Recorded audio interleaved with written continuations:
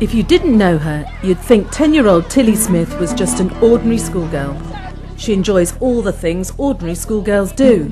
She lives an ordinary life and goes to ordinary lessons here at Daneshill School in Oxshott in Surrey.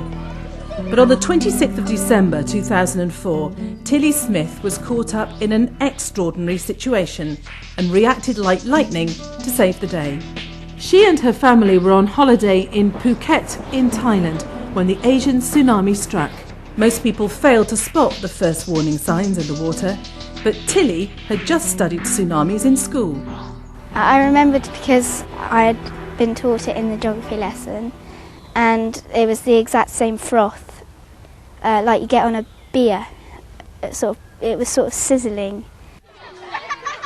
Just 2 weeks earlier, Tilly's geography teacher, Andrew Carney, had taught them about the early warning signs for a tsunami and how important it is to act quickly.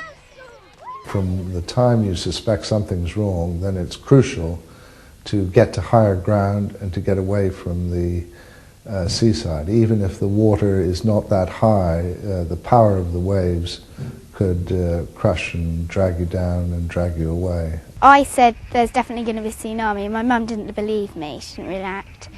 And so she just kept on walking, and my dad sort of believed me, and Holly, my sister, was getting really scared, so she ran back to the pool.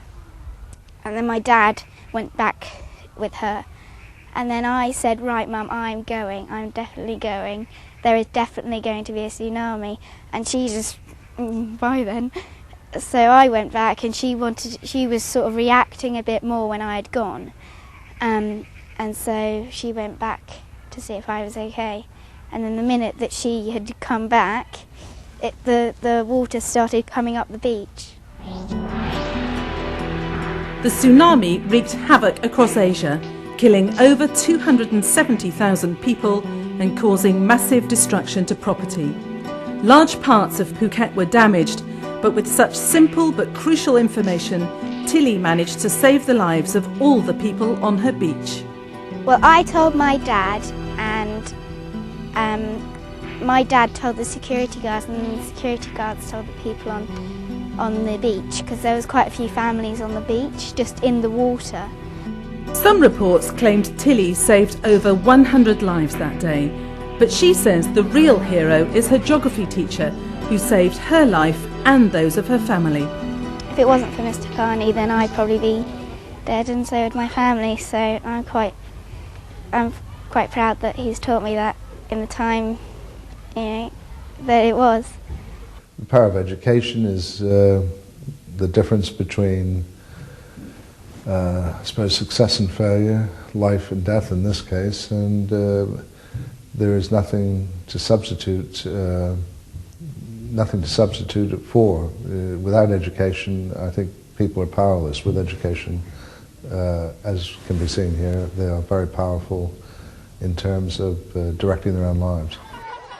According to the UN ISDR, children can be very effective messengers and can help teach the older generation.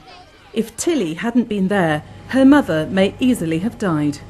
My mum didn't realise, because she wasn't taught about tsunamis when she was younger, and she didn't realise what a tsunami was. She didn't even know that word existed, so I think it's really good to actually know the word and be taught it.